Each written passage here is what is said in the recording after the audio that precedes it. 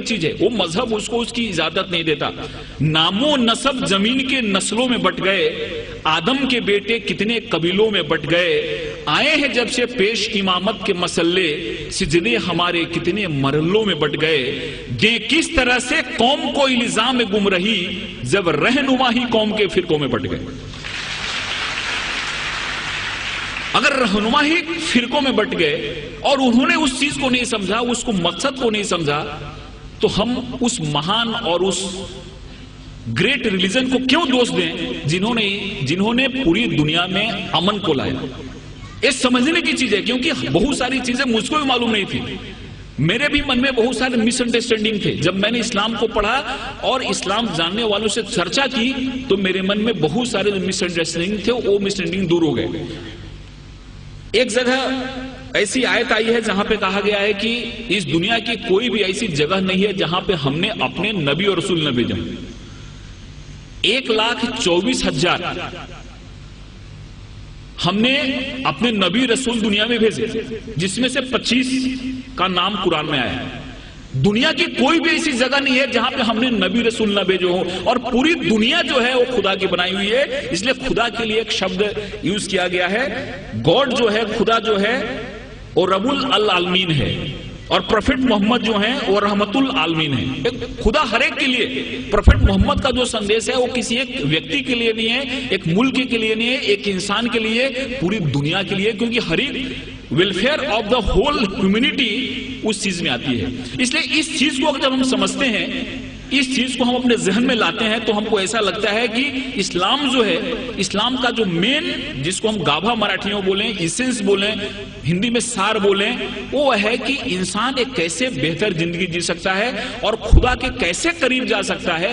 एक चीज हमारे इस्लाम में बताई गई है, और मुझे उम्मीद है कि इस तरह के कार्यक्रम से ये जो बात है लोग तक पहुंचेगी और इंसान एक अच्छा बेहतर इंसान बनेगा, और हर एक इंसान के मन में प्यार मोहब्बत की बात आएगी।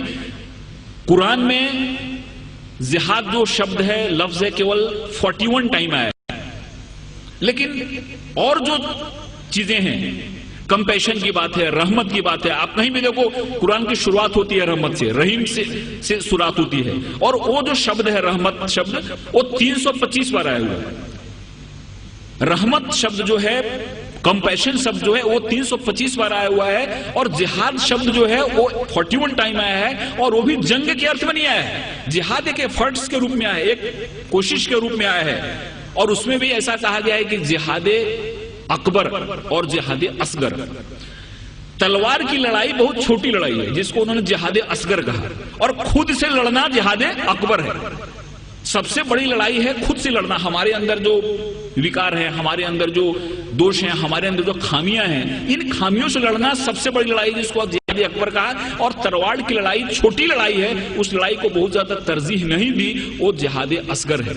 इसलिए बहुत ऐसी चीजें हमारे सामने आती हैं जिस चीजों से ऐसा लगता है कि इस्लाम ने दुनिया को क्या दिया, लेकिन कुछ लोगों ने जानबूझ के इसको फैलाया, कुछ लोगों ने समझा इसको नहीं, कुछ लोगों ने समझाया नहीं। और मुझे उम्मीद है कि जिस हिसाब से इस्लामिक रिसर्च सेंटर ने इस्लाम को बड़े ही साइंटिफिक ढंग से सामने लाया है, उनकी किताबें भी जो निकली हैं, वो किताबें जब कोई आदमी पढ़ता है तो उसके मन में एक सही पिक्चर आता है। कहीं भी किसी के बारे में नफरत नहीं, कहीं भी किसी के बारे में मन में विद्वेष या दुश्मनी पैदा नहीं होती। इसलिए मैं खुदा से दुआ करता हूं कि उनका ये जो मकसद है वो कामयाब हो, हमारे हिंदुस्तान में, पूरी दुनिया में अमन फैले, कौमी एकता फैले, कौमी आहंगी फैले। और इस शब्दों के साथ मैं आपसे विदा लेता हूं कि मोहब्बत से करो आगाज तो अजनबी भी करीब आते हैं।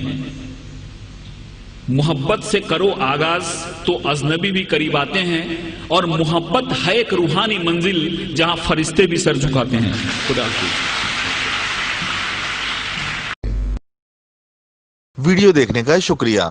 हमारा चैनल सब्सक्राइब कीजिए, लाइक और शेयर करें, और घंटी के बटन को दबाना ना भूलिए। शुक्रिया।